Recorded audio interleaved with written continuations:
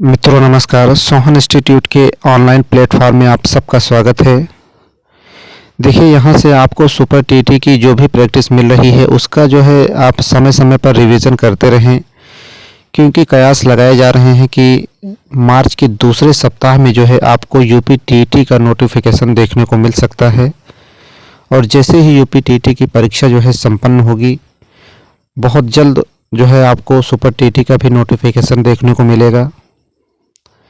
हालांकि कुछ लोग इस बात को लेकर चिंतित हैं कि जो बीएड वर्सेस बीटीसी का मामला था कोर्ट में, उसका जो फैसला है वह रिजर्व रख लिया गया है। तो देखिए, आप किसी तरह के भ्रम में न रहें, क्योंकि देखिए फैसला चाहे जो भी हो, सरकार यह नहीं चाहेगी कि किसी का नुकसान हो। जो भी रास्ता निकलेगा दोनों के बीच का रास्ता निकलेगा। इसलिए आप अपनी तैयारी पर ध्यान दें और लगातार जो है प्रैक्टिसेस को देखते रहें, रिवीजन करते रहें, किसी तरीके का अफवाह में ना आए। चलिए सेशन की शुरुआत करते हैं।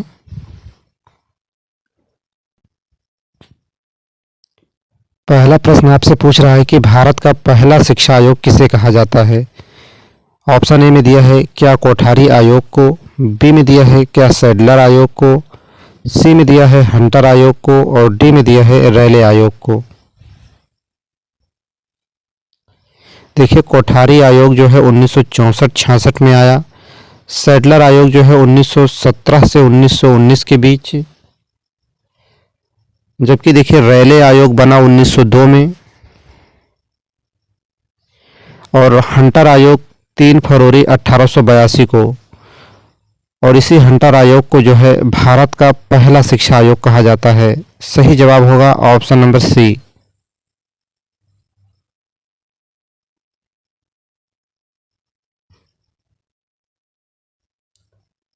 चलिए अगला प्रश्न देखते हैं। रैले आयोग को किस नाम से जानते हैं। ऑप्शन ए में दिया है भारतीय विश्वविद्यालय आयोग से, बी में दिया है कलकत्ता विश्वविद्यालय आयोग, सी में दिया है कोठारी आयोग और डी में दिया है मुदालियर आयोग। देखिए, यहाँ आपसे प्रश्न पूछ रहा है कि रैले आयोग को अन्य किस नाम से जाना जाता है।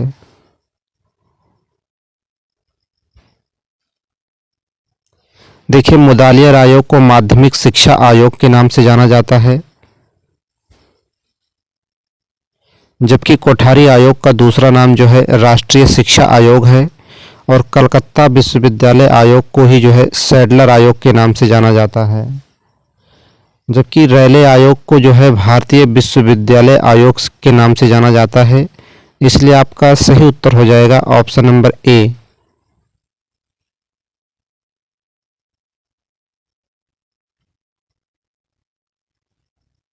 चलिए, रैले आयोग को जो है भारतीय विश्वविद्यालय आयोग के नाम से भी जाना जाता है।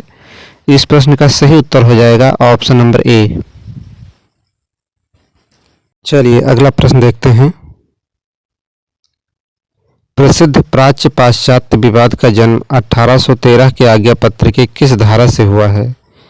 ऑप्शन ए में दिया है धारा 40 से, बी में दिया है धारा 41 से, सी विकल्प में दिया है धारा नंबर 42 से और डी विकल्प में दिया है धारा नंबर 43 से। तो देखिए, प्राच्य पाश्चात्य विवाद का जो जन्म है 1813 के आज्ञा पत्र के धारा नंबर 43 से हुआ, क्योंकि धारा नंबर 43 में यह स्पष्ट नहीं था कि जो 1 लाख रुपए की धनराशि आवंटित हुई है वह प्राच्यवादियों पर खर्च होगी या पाश्चात्यवादी लोगों पर, और यही कारण बना था जो है प्राच्य पाश्चात्य विवाद का। फिलहाल इस प्रश्न का सही जवाब हो जाएगा ऑप्शन नंबर डी, धारा नंबर 43 से।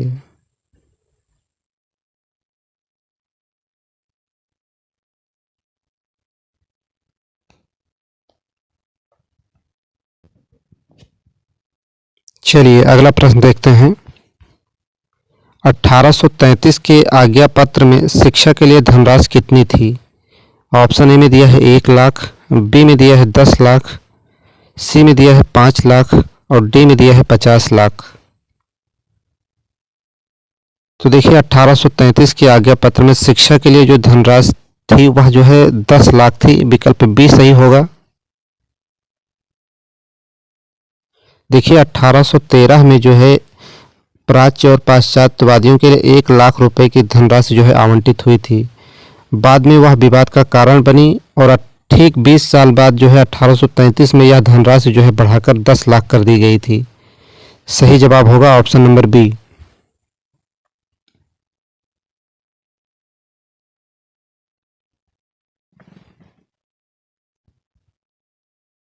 चलिए अगला प्रश्न देखते हैं। प्राच्य पाश्चात्य विवाद का जन्म किससे हुआ?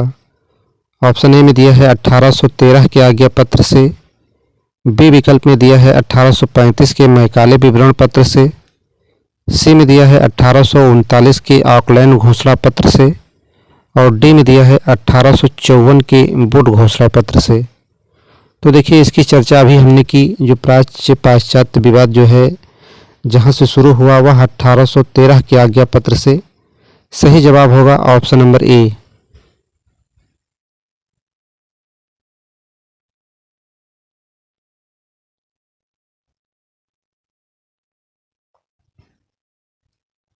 चलिए अगला प्रश्न देखते हैं। डब्ल्यू एलन ने सूक्ष्म शिक्षण के कितने सिद्धांत माने हैं? ऑप्शन ए में दिया है 2, बी में दिया है 5, सी में दिया है 8 और डी विकल्प में दिया है 11। देखिए डब्ल्यू एलन ने सूक्ष्म शिक्षण के जो है 5 सिद्धांत माने हैं। सही जवाब होगा option number B.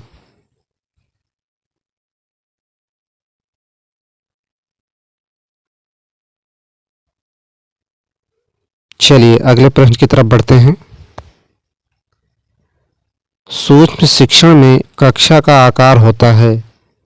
Option A में दिया है 10 से 15 छात्र, बी में दिया है 5 से 10 छात्र, सी में दिया है 0 से 5 छात्र और डी विकल्प में दिया है 15 से 20 छात्र। चलिए सूक्ष्म शिक्षण में जो कक्षा का आकार होता है वह 5 से 10 छात्र। सही उत्तर होगा ऑप्शन नंबर बी।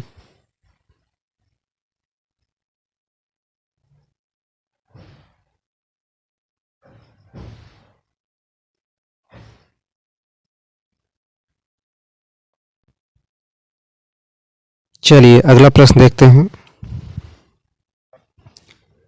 निम्न में से कौन सा शिक्षण का सूत्र नहीं है? ऑप्शन ए में दिया है सामान्य से विशिष्ट की ओर, बी में दिया है मनोवैज्ञानिक से तार्किक की ओर, सी में दिया है अनिश्चित से निश्चित की ओर और डी में दिया है प्रकृति का अनुसरण। देखिए शिक्षण के सूत्र जो है कमेनियस और हर्बर्ट स्पेंसर ने दिए हैं। तो यहाँ आपसे पूछ रहा है कि कौन सा जो है शिक्षण का सूत्र नहीं है, आपको बताना है। और मैं चाहूँगा कि इसका जवाब आप कमेंट के माध्यम से हमें ज़रूर भेजें। एक चैलेंजिंग प्रश्न है, मैं चाहूँगा कि इसका जवाब आप लोग भेजें। चलिए तुरंत कमेंट करिए आप लोग।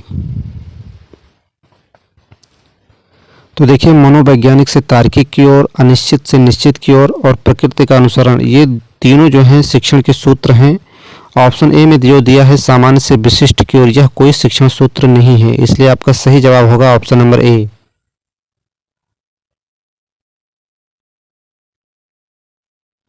देखिए सामान्य से विशिष्ट की ओर नहीं बल्कि विशिष्ट से सामान्य की ओर होता है, इसलिए आपका सही जवाब हो जाएगा ऑप्शन नंबर ए। यह कोई शिक्षण सूत्र नहीं है।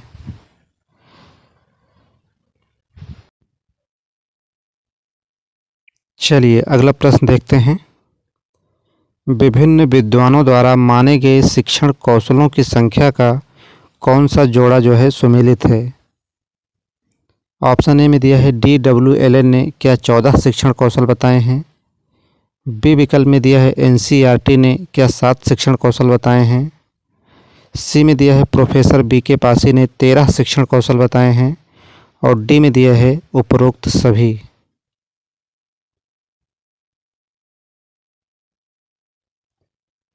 तो देखिए डब्ल्यू एलन ने 14 शिक्षण कौशल बताए हैं, यह आपका सही उत्तर है। एनसीईआरटी ने भी जो है 7 शिक्षण कौशल माने हैं और प्रोफेसर बीके पासी ने भी 13 शिक्षण कौशल बताए हैं, इसलिए आपका सही उत्तर हो जाएगा ऑप्शन नंबर डी, उपरोक्त सभी।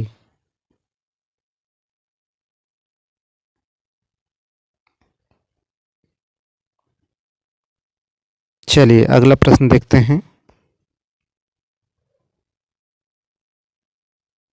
अगला प्रश्न आपसे पूछ रहा है कि निम्नलिखित शिक्षण प्रतिमानों तथा उनके प्रतिपादकों का कौन सा जोड़ा जो है सुमेलित है। ऑप्शन ए में दिया है FIACS शिक्षण प्रतिमान, क्या नेड फ्लैंडर्स ने दिया है। बी में दिया है संप्रत्यय निष्पत्ति प्रतिमान, क्या ब्रूनर ने दिया है। सी में दिया है विद्यालय आधारित अधिगम शिक्षण प्रतिमान, क्या जॉन कैरोल ने दिया है। और डी में दिया है उपरोक्त सभी। चलिए FIACS शिक्षण प्रतिमान जो है नेट फ्लैंडर्स ने दिया है। संप्रत्यय निष्पत्ति प्रतिमान भी जो है ब्रूनर ने दिया है। विद्यालय आधारित अधिगम शिक्षण प्रतिमान भी जो है जॉन कैरोल ने दिया है। चलिए इसलिए आपका सही जवाब हो जाएगा ऑप्शन नंबर डी, उपरोक्त सभी।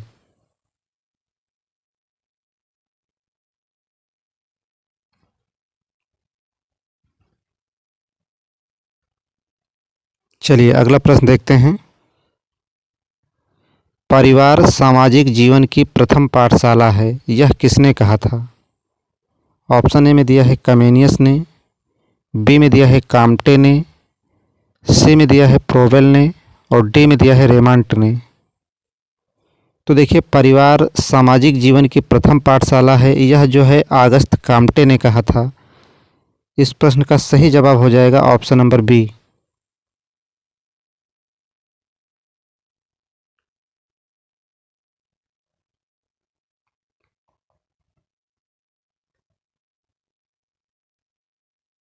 चलिए अगला प्रश्न देखते हैं। शिक्षण के 14 कौशलों को किसने दिया है। ऑप्शन ए में दिया है एलन एवं रेयान ने, बी में दिया है BK पासी ने, सी विकल्प में दिया है IK डेविस ने और डी में दिया है BS ब्लूम ने। तो देखिए इसकी चर्चा अभी हमने की कि शिक्षण के 14 कौशल जो है DW एलन ने बताए हैं, इसलिए आपका सही उत्तर हो जाएगा शिक्षण के 14 कौशल जो है एलन एवं रेयान ने बताए हैं। सही उत्तर होगा ऑप्शन नंबर ए।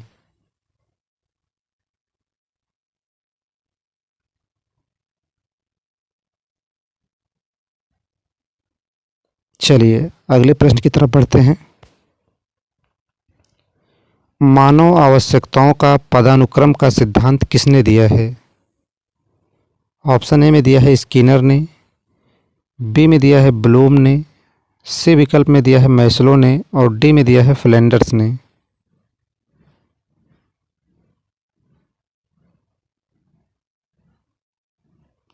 चलिए तो देखिए मानव आवश्यकताओं का पदानुक्रम का सिद्धांत जो है मैस्लो ने दिया है। सही उत्तर हो जाएगा ऑप्शन नंबर सी।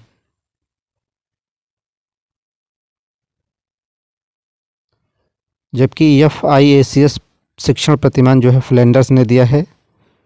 इसकी चर्चा जो है हम पीछे कर चुके हैं। चलिए अगला प्रश्न देखते हैं।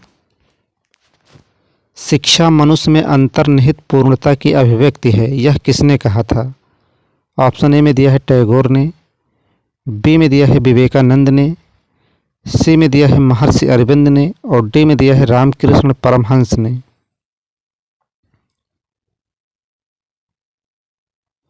तो देखिए शिक्षा मनुष्य में अंतर्निहित पूर्णता की अभिव्यक्ति है, यह जो है विवेकानंद ने कहा था। इसलिए आपका सही उत्तर हो जाएगा ऑप्शन नंबर बी।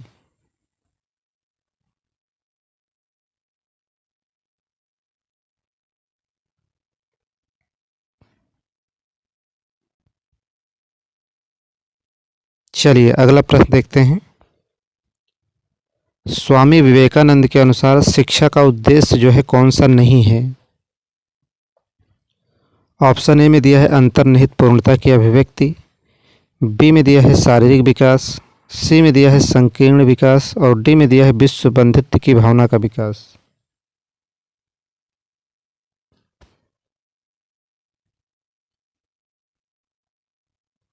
तो देखिए अंतर्निहित पूर्णता की अभिव्यक्ति है, शारीरिक विकास भी है, विश्व बंधुत्व की भावना का विकास भी है और संकीर्ण विकास यह जो है शिक्षा का उद्देश्य नहीं है। इसलिए आपका यही जो है पूछ रहा था। सही उत्तर हो जाएगा ऑप्शन नंबर सी।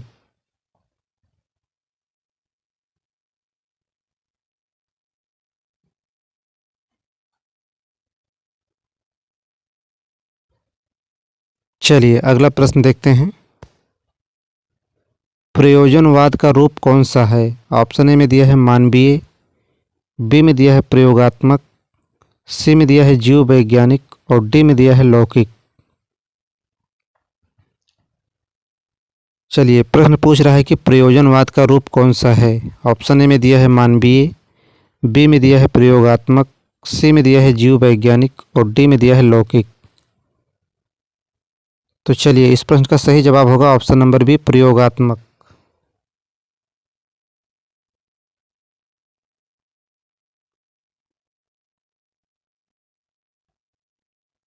चलिए अगला प्रश्न देखते हैं। शिक्षा जीवन की तैयारी नहीं बल्कि स्वयं जीवन है, यह कथन किस प्रयोजनवादी का है? ऑप्शन ए में दिया है जेम्स का, बी में दिया है बेकन का, सी विकल्प में दिया है ड्यूबी का और डी में दिया है बागले का। शिक्षा जीवन की तैयारी नहीं बल्कि स्वयं जीवन है, यह कथन जो है जॉन ड्यूबी का है। सही उत्तर हो जाएगा option number C.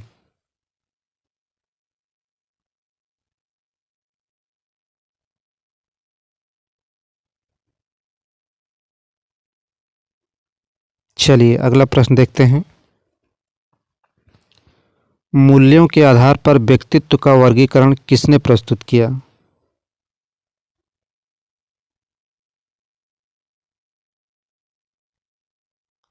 Option A में दिया है मोरेनो द्वारा, बी में दिया है रोर्सा द्वारा, सी विकल्प में दिया है स्प्रेंजर द्वारा और डी में दिया है थार्नडाइक के द्वारा।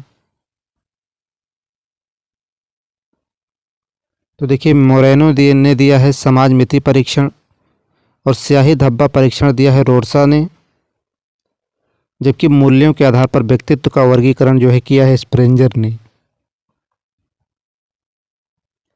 सही उत्तर हो जाएगा ऑप्शन नंबर सी।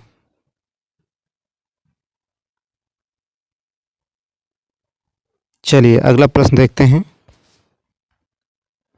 मूल्य व्यवहार के निर्धारक कारक हैं, यह कथन किसने दिया है? ऑप्शन ए में दिया है लूमीज द्वारा, बी में दिया है ड्रेबर द्वारा, सी में दिया है गीजर द्वारा और डी में दिया है फिलिप द्वारा।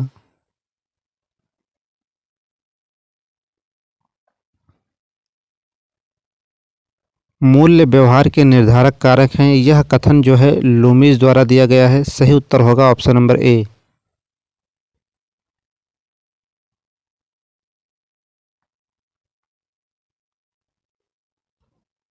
चलिए नेक्स्ट प्रश्न की तरफ बढ़ते हैं। किंडरगार्टन पद्धति में उपहारों की संख्या कितनी है? ऑप्शन ए में दिया है 5, बी में दिया है 10, सी में दिया है 15 और डी में दिया है 20। तो देखिए किंडरगार्टन में 50 प्रकार के मातृ शिशु गीत बताए गए हैं, 20 प्रकार के उपहार बताए गए हैं, जबकि 4 प्रकार के खेल की चर्चा है। यहाँ आपसे पूछ रहा था कि किंडरगार्टन पद्धति में उपहारों की संख्या कितनी है, तो सही उत्तर हो जाएगा ऑप्शन नंबर डी। किंडरगार्टन में जो है उपहारों की संख्या 20 है।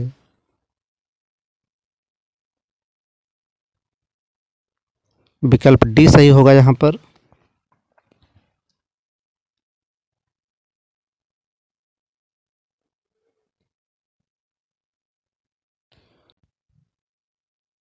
तो देखिए सेशन कैसा रहा कमेंट में ज़रूर बताएं और जिन मित्रों ने चैनल को अभी सब्सक्राइब नहीं किया है वे चैनल को सब्सक्राइब कर बेल आइकन दबाएं, जिससे कि प्रत्येक क्लास का जो है नोटिफिकेशन आप तक सबसे पहले पहुंचे।